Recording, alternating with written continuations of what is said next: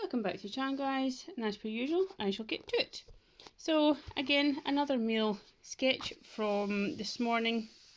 I was really enjoying drawing meal portraits. I don't know why I actually stopped.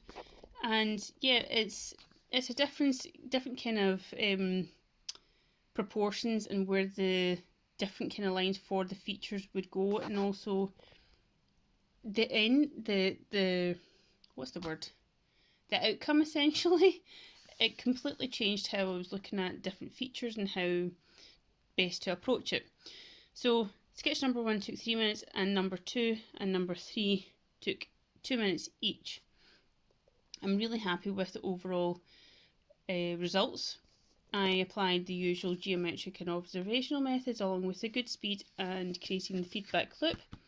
And as per usual, the feedback loop creates the information that you need to improve and where to keep going with the positive results. Let me know what you think and what learning methods you use to apply it to sketching or art in general. I'm always interested to hear other people's take on this subject. Thanks, guys. Bye.